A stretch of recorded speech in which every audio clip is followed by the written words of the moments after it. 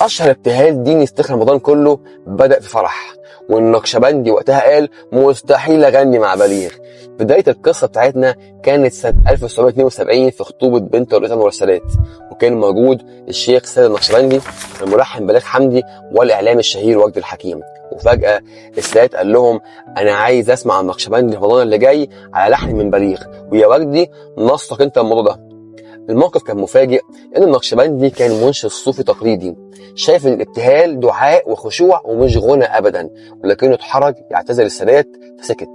ولما وجدي الحكيم كلمه بعد كده لتنفيذ الفكره، رد عليه هو متضايق وقال له يا وجدي على اخر الزمن هغني على مزيكة بليغ الراقصه، وده لانه كان خايف على وقار الانشاد، وخايف ان الموسيقى تبعد الدعاء عن روحه.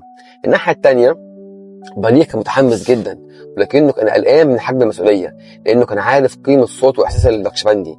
بدا يفكر في لحن يمشي مع روح النقشبندي، واختار مقام البياتي اللي هو اقرب مقام لروح الابتهال، وخلى الجمل الموسيقيه طويله وهاديه كأن اللحن بيتنفس مع الدعاء، وقلل الآلات الموسيقيه لاقصى درجه ممكنه عشان الموسيقى تكون في الخلفيه ويفضل الصوت هو البطل. وذكاء بليغ ما وقفش عند اللحن بس، ده كمان بدأ يدور على نص ما فيهوش استعراض ولا بلاغه زايده، نص يكون دعاء حقيقي من القلب. واختار كلمات الشاعر عبد الفتاح مصطفى: مولاي اني ببابك قد بسطت يدي، من لي الوذ به الاك يا سندي. الكلمات كانت مختلفه، ما فيهاش طلبات، ما فيهاش وصف، كلها حاله واحده بس: الانكسار الكامل والتسليم الى الله. وده كان بالظبط الاحساس اللي النقشبندي بيعيشه في انشاده عامه.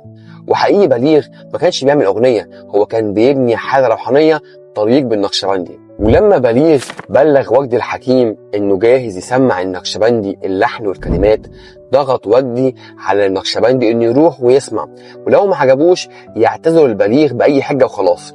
واتفقوا على ان النقشبندي يدخل يسمع اللحن، ووجدي يدخل بعد نص ساعه، ولو لقى النقشبندي لسه لابس العمه يبقى ما عجبوش اللحن والمشروع انتهى. وبعد نص ساعة لما دخل وجدي الحكيم الاستوديو، لقى الشيخ قلع العمامة والقفطان ومندمج تماما مع كلمات وألحان الابتهال، وبص لوجدي وقال له يا وجدي بليغ ده جني، ده عمل لي لحن هيعيش 100 سنة.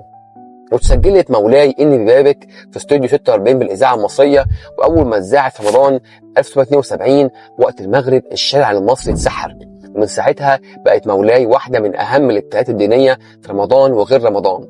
واللي حصل يوميها ما كانش مجرد تعاون بين منشد ديني وملحن، دي كانت لحظه نادره، لحظه تصالح بين الشيخ والفنان، بين الخشوع والجمال، بين الدعاء والاحساس. وبعد اكتر من 50 سنه كل ما بنسمع مولاي اني ببابك بنحس ان المسافه بين الارض والسماء بقت اقصر.